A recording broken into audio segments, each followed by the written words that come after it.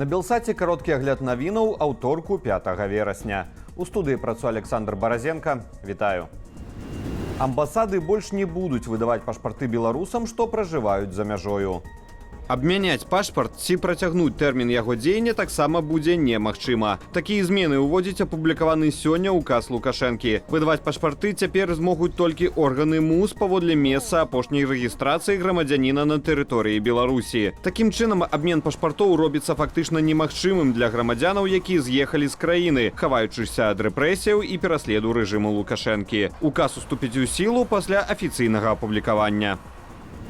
Беларусь займае перадапошняе месца па заробках у краінах ЕАЭС. Такія звесткі апублікавала на сваім сайце Еўразійская эканамічная камісія. Паводле ацэнкі камісіі, сярэдні намінальны заробак у Беларусі за 6 месяцаў з пачатку года складае $633. Горш сітуацыя толькі ў Кыргызстане, там $367 за месяц. Абагнала Беларусь Арменія, дзе сярэдні заробак да выплаты падаткаў склаў $671. Лідаруюць у рэйтынгу Расія і Казахстан. Пытанне закрыцця межаў паміж краінамі Еўразвязу і Беларусю траціць актуальнасць. Пра гэта ў інтэрв'ю каналу ЛТР заявіў прэзідэнт Літвы Гітанас Наўседа. Паводле палітыка, магчымае закрыццё межаў абмяркоўвалі Літва, Латвія і Польша ў момант, калі баевікі ПВК Вагнера з'явіліся на беларускіх палігонах паблізу мяжы. Цяпер жа сітуацыя прынамсі не пагаршаецца. Пры гэтым Наўседа выступіў за больш пільнае правяранне асобаў, якія прыбываюць з Беларусі ў Літву. Нагадаю, у канцы жніўня міністры ўнутраных справаў Польшы і краінаў Балтыі узгаднілі механізм магчымага закрыцця межаў з Беларусю у выпадку ўзброеных інцыдэнтаў ці масавага прарыву мяжы мігрантамі. Чарговы нобелеўскі скандал. Пасля скасавання запрашэння прадстаўнікоў рэжымаў Лукашэнкі і Пуціна на святочны банкет з нагоды ўручэння нобелеўскіх прэміяў у Стакгольме, камітэт прэміі ўсё ж такі пастанавіў запрасіць беларускага і расійскага амбасадараў на цырымонію ўручэння нобелеўскай прэміі міру ў нарвежскім Осла 10 снежня. Камітэт хоча, каб урады кожнай краіны, афіцыйна рэпрэзентаваныя ў Нарвегіі, мелі магчымасць узяць удзел у цырымоніі ўзнагароджання і пачуць важныя пасланні лаўрэатаў Нобелеўскай прэміі міру. Гэта датычыць не ў апошнюю чаргу краінаў з аўтарытарным рэжымам, якія вядуць вайну супраць іншых краінаў або супраць уласнага насельніцтва, супраць чаго выступаюць нашыя лаўрэаты прэміі міру. Гэткае рашэнне арганізатараў прэміі выклікала крытыку з боку еўрапейскіх палітыкаў, МЗС Украіны і беларускіх дэмакратычных сілаў. Самавольнае пакіданне часткі, невыкананне загаду, дэзерцірства і гвалт у дачыненні начальства.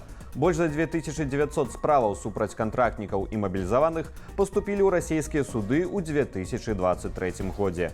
Гэта удвая больш, як у мінулым годзе, падлічыла выданне «Сібір Рэаліі» разам з даследчым цэнтрам «Сістэма».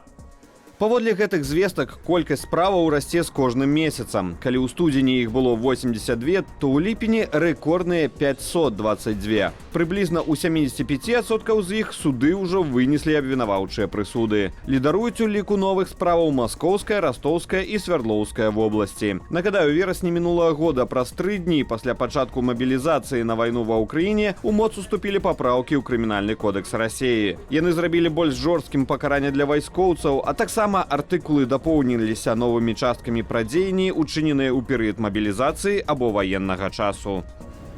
Беларускі нацыянальны тэатр па-лукашэнкаўску.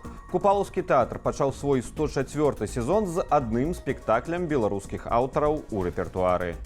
Адзіную беларускую п'есу засталася Паўлінка Янкі Купалы. Акрамя таго, у верасні гледачы пабачаць 5 беларускамоўных спектакляў замежных аўтараў. Увесь астатні час у сценах нацыянальнага тэатру будзе гучаць расейская мова. З 12 верасня ў Купалаўскім свае спектаклі будзе паказваць расійскі тэатр з Казані. Беларускім і расійскім спартоўцам дазволілі спаборнічаць у водных відах спорту. Аднак выступаць яны павінны толькі індывідуальна і пад нейтральным сцягам.